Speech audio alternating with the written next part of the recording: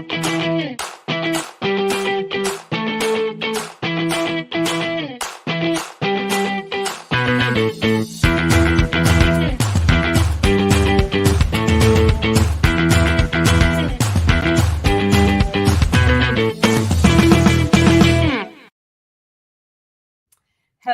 hello, hello, and welcome to our lunchtime series for the month of March. We're so excited that you are here. For all of the ladies joining us, happy Women's Month. We're just excited that you're joining us today for lunchtime. So, as you're coming in, let us know in the chat where you're joining us from. Let us know where you're joining us from in the world. We're having lunch here today. We want to know who's joining us and where you're joining us for lunch. And while you're coming in the room, I just want to introduce to you our special guest for this first day of the March series, Abby Marsh.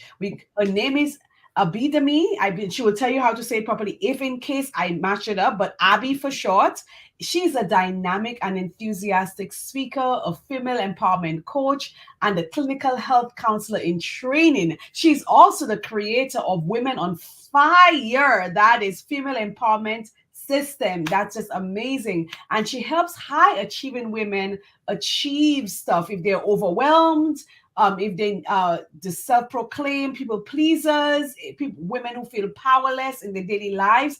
Abby's job is to help them to feel confident enough to speak up for themselves by finding their spark, igniting their passions, and releasing their fears so that they can enjoy their lives. That's a lot of stuff. Abby, we're so excited to have you here today. Thank you for having me. I'm excited to be here. Yes, and so we have folks joining us. We have Janita Pascal from St. Lucia. We have Cherry Lochter from St. Lucia as well. They have joined us. Thank you, ladies, for joining us. We have others. Let us know in the chat where you joined us from. Abby, we're having lunch with you. Tell our viewers a little bit about yourself. And how do you say your name? Abidemi? So it's Abidemi. Abidemi. All right, Abidemi. Easy. I guess I overthought it. Yes. Well, no, you were giving it the African pronunciation, which is not inaccurate. But I just use I'm from Guyana, so I use the Guyanese. And the Abidemi is simple because it's just exactly how it looks. So Abidemi. So now I know I don't have to, do it any other way. For short. We have Marin also joined us from St. Lucia. Girl, you have a lot of St. Lucians supporting us. We also have someone from Barbados. We have Sharon joining us from Trinidad. We're excited. Let us know where you joined us from. Abby, tell us a little bit about your background. So, I am a female empowerment coach. I've been working with women, mostly women in leadership, because I started this working with women in leadership because right when we are at the point where we're ready to go to that next level in our career, is typically when our bodies begin to fail us. And that's also when we begin to notice that, wait a minute, what becomes important here is for me to be able to represent myself and speak up for myself in order for me to get that promotion that I deserve, in order for me to get the life and the happiness and the support that I need in the home so that I can carry more outside of the home. Okay. And so that's where I started. That's where you started, but that's not your background, right? So tell us a little more about you. You mentioned a while ago that you're from Guyana.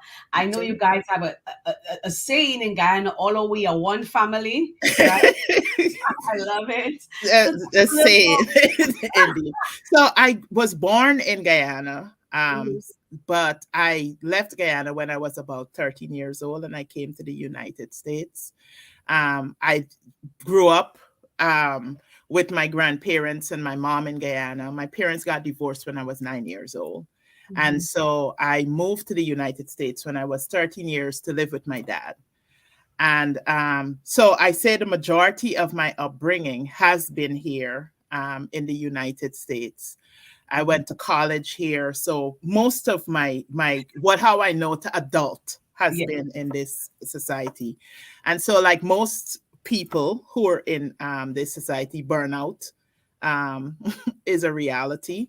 I got married right out of college. I got divorced in my 30s and became a single mom. Mhm. And I've held more than 25 years in high level sales and marketing and entrepreneurship, which I've re entered the world of entrepreneurship now. Um, Okay. so All I'm right. every woman, like most women. Awesome, awesome. Okay, so you grew up in Guyana. Your I believe your dad was a pastor or My minister. dad is a bishop, Is a bishop and actually. He's a stuff. bishop. So I was a PK. Uh, Okay. and now I'm a bishop's child.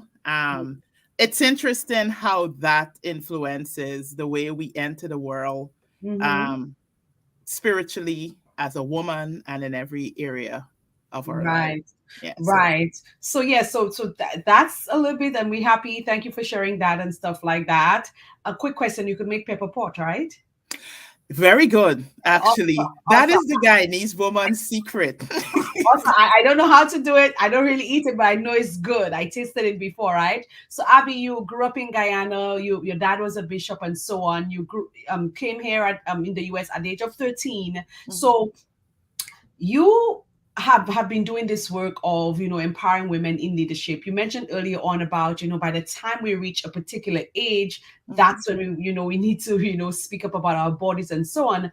But we want to talk a little bit about what led you to actually get into that work. So you came into the speaker program, but you already had a background of doing some work. So we're going to talk a little bit about what led you into that work, that background story, and then we're going to just go deeper, just as deep as we could in the time that we have. But what brought you to do the work that you're doing right now, or the work that you were doing even before we met, and then continue to do after? my own burnout story. Um, right before and now I look back and I feel like some of us feel like we were experiencing the pandemic before the official pandemic, Mm-hmm. because there were a number of people, women in sales especially, that I can think of, who in 2019 we all had some kind of big um medical episode as a result of burnout, Mm-hmm. that led to some kind. For me, it led to a surgery. Mm-hmm. For some women, we all had pneumonia. We all had something happen, but it was because we were going and going and going, and at some point, our body said enough is enough. And so, um, I, like most women who were in for me, it was my 40s then. Like most women at that point, if you don't stop and you don't slow down and you don't do the self care, the body's going to take its break. And Mm-hmm. it did it in a number of ways that led to surgery, that led to an autoimmune diagnosis, and a number of things. And the pandemic did something interesting for women. Women everywhere we were forced to pause and to slow down. And I started having conversations, and I noticed in those conversations, we were advocating for everybody. We were forced to advocate if we were mothers for our kids who were put into a new school situation. We were advocating for everybody who was now in the home. And we were even advocating, if we were mothers, for other mothers, for kindness for them if they were teachers. But we all said, I don't feel like I have permission to advocate for myself. And that's when I noticed and I said, there's an art to this, because this spans across our lifestyles, in relationships, in the medical field, if we're dealing with our healthcare practitioners, if we're dealing with work, if we're dealing with our peace. A lot of times the excuse for why we don't take time for self-care, or why we get into the burnout situation, is because we don't know how to stop and say, I need help, without feeling guilty. And Yeah. so, The thing is, my mind, because I worked with you in the speaker program, and I'm thinking about your actual backstory, really going into something that is way past when you were in your 40s, something going way as back. a child, Because for me, the backstory is not like maybe what we can just touch, okay, just before the pandemic. But if you're talking to women about speaking out, it's because there was something that happened. So for me, from what I know about your story, it started way before you reached your 40s. So so what my happened? 40s propelled me into doing the work.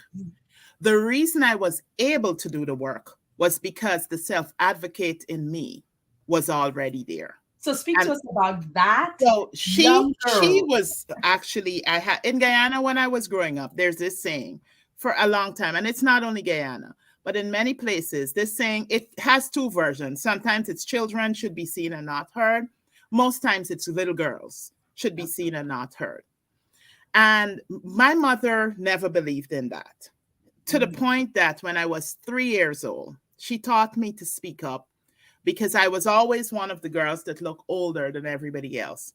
And so when I'm 3 years old and I'm playing with all the other little kids that are 3 years old, people would say things like, "Girl, you're not too big to be playing." And Mm, so she had to teach me at that age to speak up and say, "You know what? I might look like 6 or 5 to you, but I'm only 3 years old." mm, And then when I was 6 years old, that's when my mom really stepped in and she said, "Look, I need you girls to understand that your body is your own, as mhm, you, because I was one of those girls that came into puberty. My body started changing before my peers. You mhm, could imagine if at 3 I was bigger than them. By 6, my body is changing before them. And so at that point, she started to have that conversation in a very age appropriate way about body changes. mhm, And then at 9 years old, she got me this really important little book called My Body Is My Own. mhm, It was a coloring book for me and my sisters. And that book not only reinforced a lot of the things that she taught us about the body and the changes in the body, but it was a different conversation.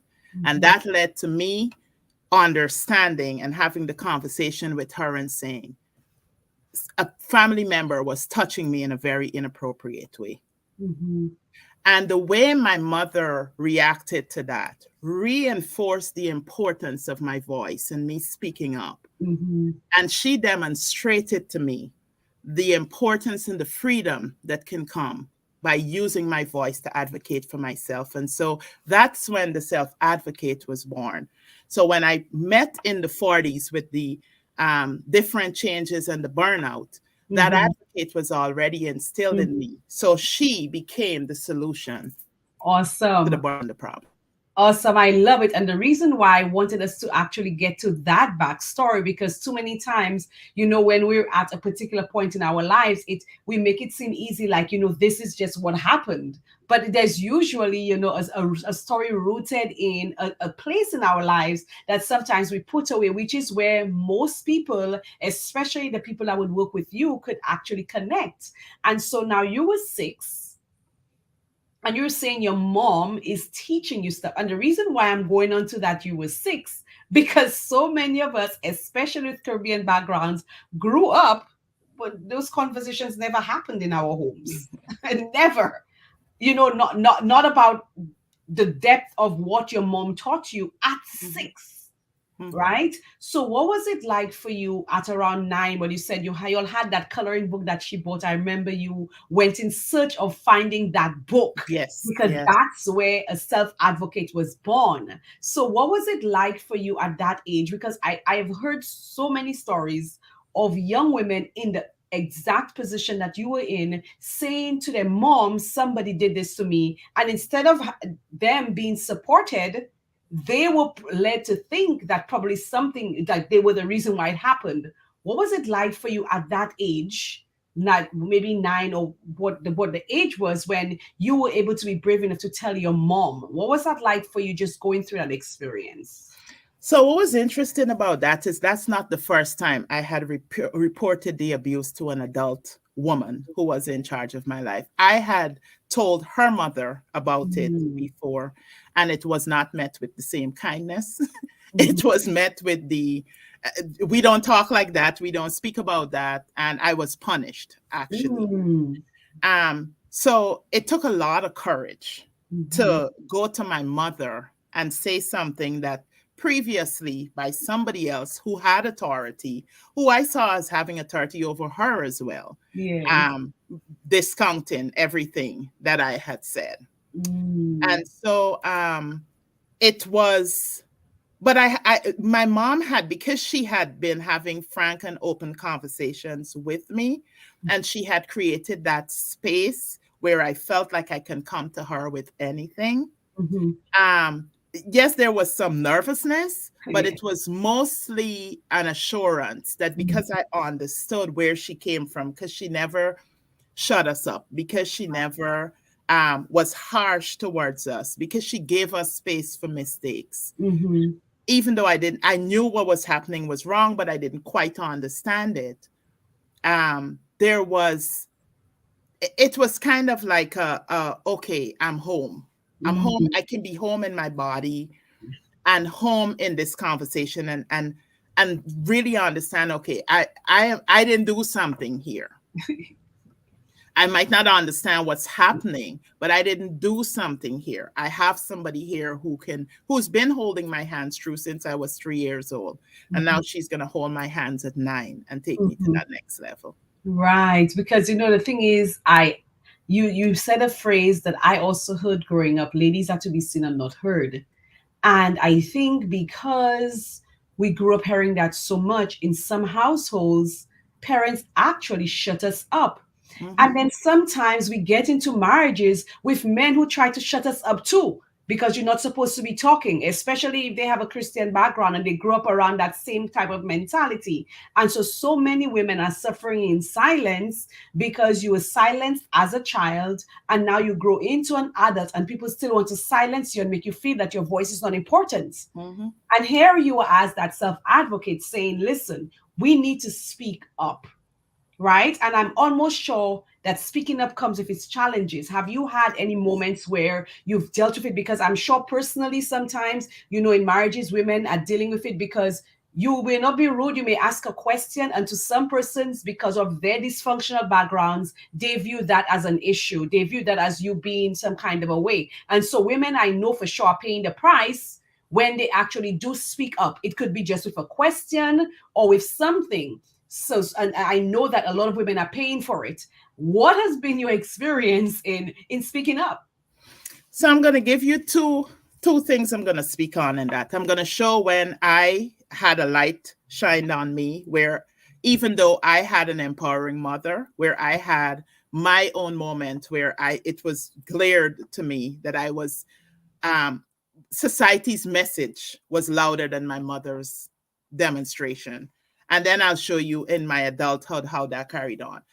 For a while, I wouldn't let my daughter go and sleep over at any friends. She's 12 years old now, and she was 11 when we had this conversation. I wouldn't let her go out anywhere.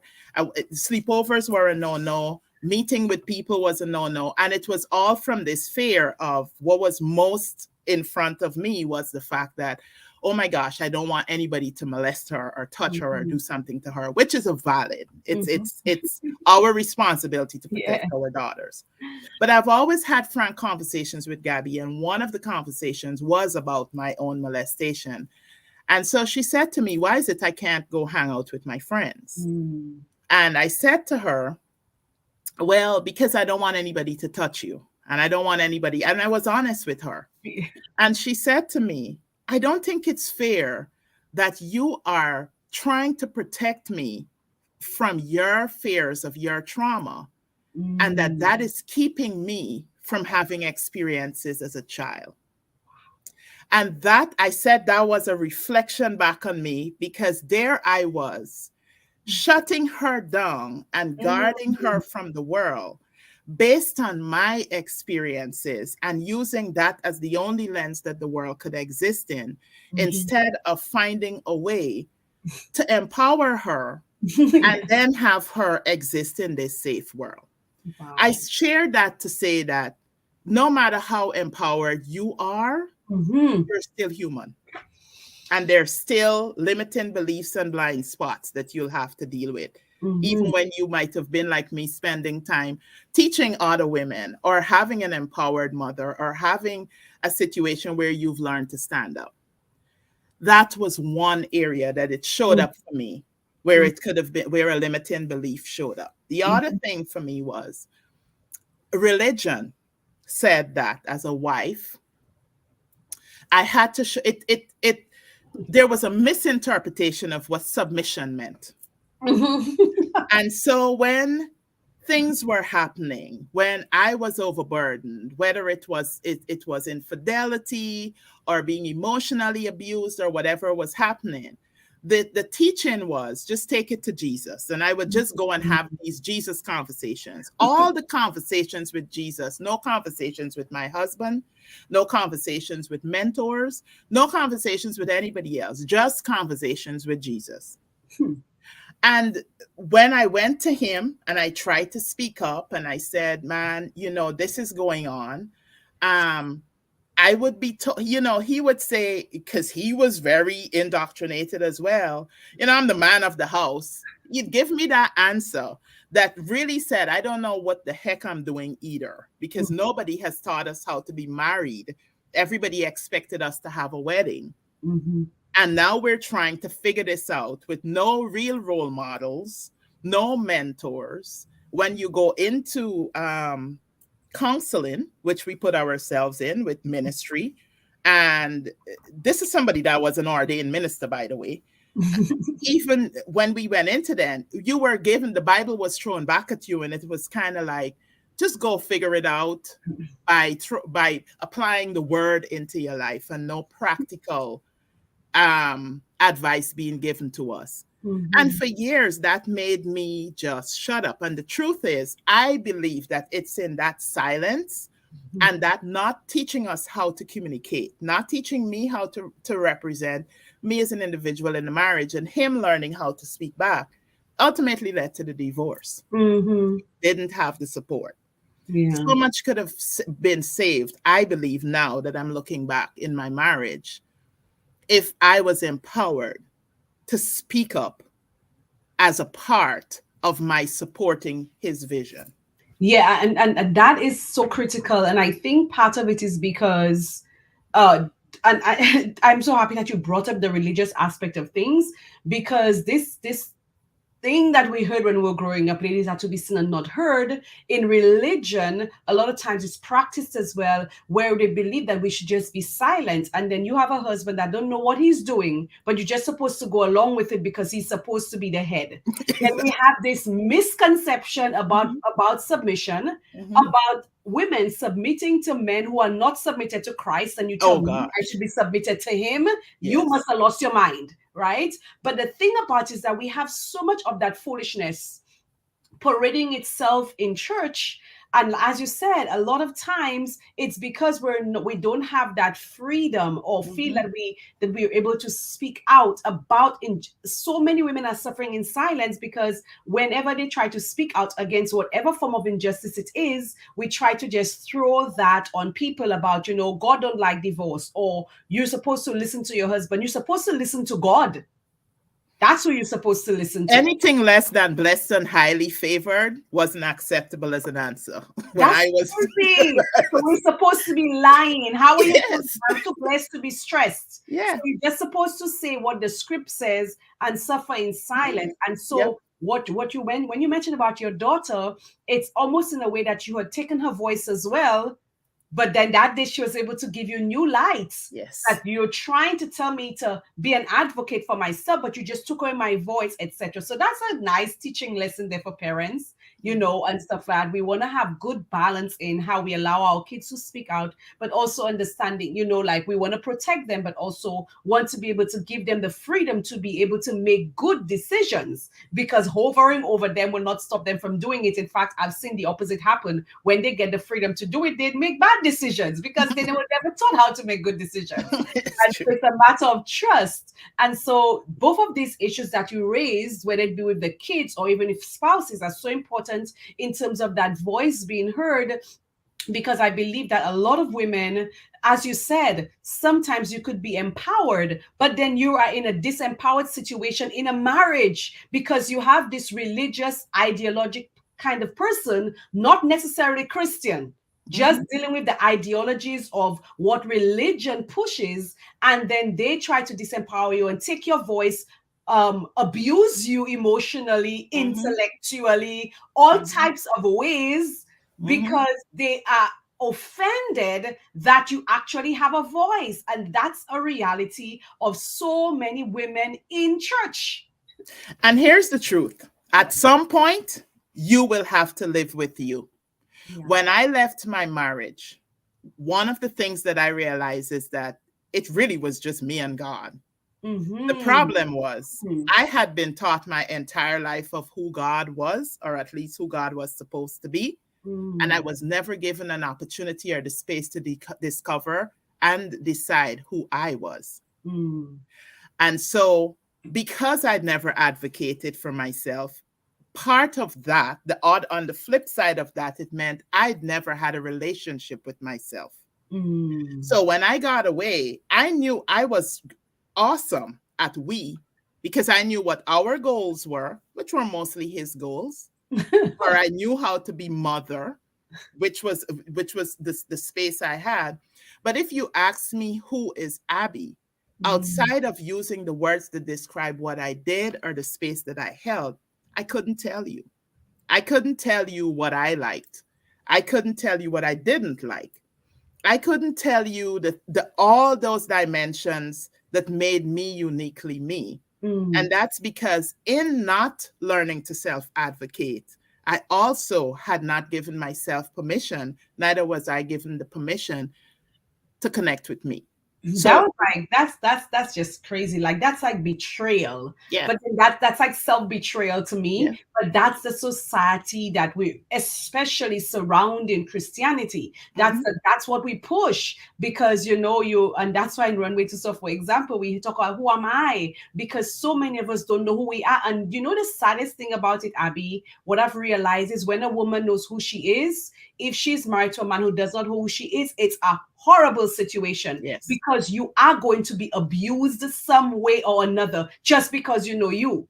And in your case, not being able to speak out, and so many women, again, identifying who they are or thinking who they are based on these roles that they play, and you have no idea of who you are. And it's so beautiful to know who you are, but understand that if you're in a marriage with somebody who's unaware of who they are, you're a threat to them and they will abuse you because they look at you like there's a problem because you have a voice, you know who you are. That's a problem. And so you went through the speaker program, we went into this childhood of yours. What would have been the greatest experience for your takeaway from that whole journey of us going deeper into your story?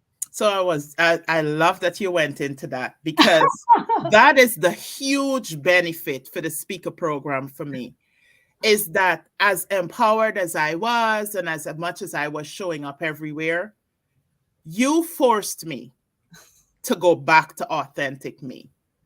And Wow. you took me off of script. Like religion had taught me script, right? Like we spoke about blessed and highly favored, too stressed. And sometimes that becomes a cadence for us and we exist that way and we don't realize it.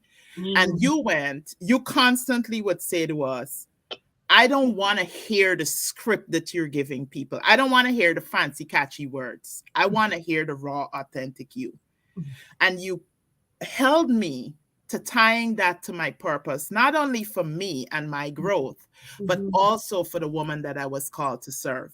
Because you mm, said, you have got to give that woman permission to know that it's okay for her to be authentically herself, flaws and all. mhm, But she cannot reach into that if you're showing up the way you've shown up forever. And in my case, it was as a Christian woman, which is with a mask, right? With a mask that says, all is well, awesome family, awesome children. I've got it together as a mother. And like you just said, starting from where I am and not going back to telling the story from where I've come from and how I mm, got there. So mm. that's, to me, that was the biggest benefit of the Yeah. program. And beyond being a speaker, Mhm, mhm. that was a lot for me as a woman. That took me into womanhood in a different way. Praise the Lord. I mean, that's amazing. You just like just mess with my emotions a little bit. Rewind it, and I mean, like I could literally just go on because there's so many beautiful points I believe that we can touch on in the work that you're doing because so many women. I have questions I want to ask now. I know if I ask it, we'll just go in other directions, but because so many women need to speak up. What Yes. would you say, for example, especially to Christian women who are in situations where they need to speak up? What would you say to them? You know, I really believe that God shows us by the demands that He's put on us of how we're supposed to show up. Mm-hmm. And there's a reason praise, worship, prayers is not done in silence. Mm-hmm. There's a reason we Mm. open our mouth. That one hit me. You see, there's a reason we open our mouth. Wow. There's a reason we've been told to speak to it. Mm. Voice is so important. From the beginning, even the way things were made, it was said. And so Mm. speaking up is your divine right. Mm. It Mm. is how we're asked to connect to God. God could read our minds. He can. Yeah. He's all knowing. But yes, we've been asked to speak up. Mm-hmm. That's how Mm-hmm. you change worlds. That's how you create. That's how you do it. Wow. Abby, that's deep. That one, when you were saying it a while ago, literally, I think it slapped me. I was like, whoa, because it's like you know it, but when you phrase it like that, it's amazing because God created the world with voice, not just with thought. He thought it and then he spoke it. Okay. So, ladies, if you're listening, your voice is important. I know sometimes we're oppressed. People try to make us feel that you're less than woman because you speak up, but keep speaking up. And if that means that you have to be alone, that's fine because you have God with you. But Yeah. this thing about us being oppressed and our voices not being important and people trying to suppress us, this is abuse on a different level. And I'm excited that you're doing the work that you're doing, Abby. And so I would love people to know where they can find you. So I'm on my website is RYI Coach at www.ryicoach.com. Mm-hmm. I can be emailed at ryicoach@gmail.com. And on social media, I'm at Reinvent Your Identity on all social media. At Awesome. And Reinvent so you Your can Identity. email ryicoach@gmail.com. You can also find her on her website. And so, Abby, I mean, it's such a blessing having you here. I will leave your email address there. I'm so excited that you're using your voice to help women to know how to use their voice, which I believe is so important. And as you rightly said, sometimes we could be empowered women, but we still find ourselves in disempowered situations, especially within our religious context as it relates to marriages and these things, sometimes in church too, and so on. But I think that the time that it affects us the most is when it's in your home and you have to be dealing with it. But I want to say to you, if you're empowered, but you find yourself being disempowered in one way or another, don't give up. Don't. Keep on being empowered and let's continue to pray that the Lord will give you the courage to speak up where you need to. Because I've spoken to so many women who are in situations of just being disempowered, even though they are, again, influential women, but in their homes, there's a challenge there. Not because they're not good women or they're not submissive or anything like that, but because we're dealing with situations that we don't even want to touch Yes. with right now. And so, Abby, we're right now enrolling women into our speaker program. We ending a cohort next week. We're starting another cohort in April. What would you say to a woman who has a story, who needs to be sharing her message? What would you say to her? Sisters need sisters to share messages. Men need us to speak on behalf of others. If you've been given the gift and the calling, even the tugging, and you know that speaking is what you should do, I definitely say invest in yourself. It's the best thing I did. It really got me centered. It got me focused.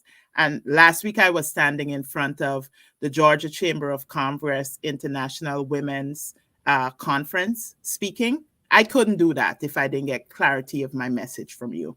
So Yeah, I I'm so highly, it'll excited. put you in front of a bigger audience and you'll have more impact if you're clear on your message. Awesome. Abby, I'm so excited because I didn't ask you about how we met, which was the most random thing because we Yes. were in this group together. We don't know each other. I reached out to say hi when I realized you were from Guyana.